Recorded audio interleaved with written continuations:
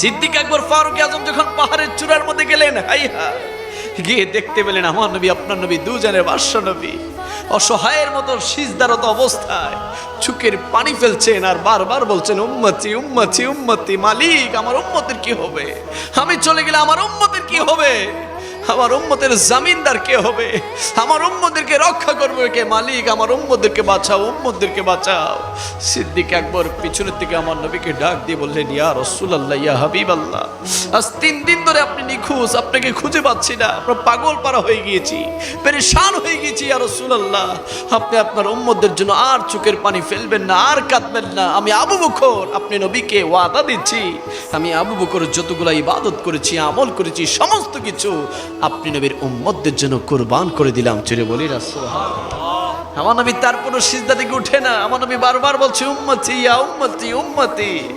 আমার নবীকে ফারুক আজম ডাক দিয়ে বলেন, ইয়া রাসূলুল্লাহ, আমি উমর, আপনাকে গিয়েছিলাম কতল করার জন্য, আপনি নবীকে গিয়েছিলাম হত্যা করার জন্য। ইয়া রাসূলুল্লাহ, আপনি নবীর নূরানি চেহারা মোবারকের প্রেমে ফিদা হয়ে আমি উমর আপনার হাত মোবারকে হাত রেখে ইসলাম গ্রহণ করেছিলাম। ইয়া রাসূলুল্লাহ, আমি উমর আপনাকে ওয়াদা দিচ্ছি, আমি উমর যতগুলো ইবাদত বندگی করেছি সমস্ত কিছু আপনি নবীর উম্মতদের জন্য কুরবান করে দিলাম। যদি বলি না সুবহানাল্লাহ।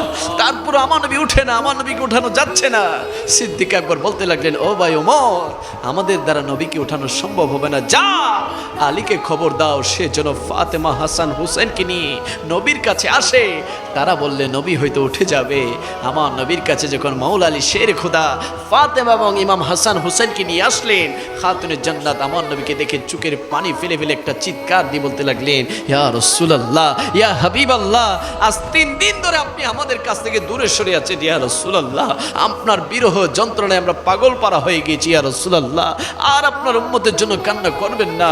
আমি ফাতেমা আপনাকে ওয়াদা দিচ্ছি, আমি ফাতেমা যতগুলা ইবাদত আমল করেছি সমস্ত কিছু আপনি নবীর উম্মতদের জন্য কুরবান করে দিলাম। ছেড়ে বলি সুবহানাল্লাহ। তারপর আমার নবী উঠে না, তারপর আমার নবীকে উঠানো যাচ্ছে না। ফাতেমা রাদিয়াল্লাহু তাআলা আনহা চিৎকার দিয়ে বলতে লাগলেন, ও বাবা জান, ইয়া রাসূলুল্লাহ, আপনি বুঝে উঠবেন না, আপনি বুঝে উঠবেন না, যান আপনার উম্মতদের জন্য আমার কলিজা টুকরা হাসান এবং হুসেনকে কুরবানি করে দিলাম, কুরবানি করে দিলাম। সাথে সাথে আমার নবী উঠে বলতে লাগলেন, ও ফাতেমা, কি ফরিয়াদ করলে, কি ঘোষণা দিলে? আমার আল্লাহ তো কবুল করে নিয়েছে।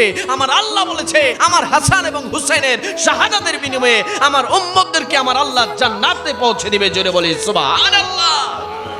ওই আহলে বায়াতকে ভালোবাসতে চাই কি চাই না? ওই আহলে বায়াতের প্রেম ভালোবাসা মহব্বত আমরা চাই কি চাই না? দুই হাত তুলে বলি চাই কি চাই না?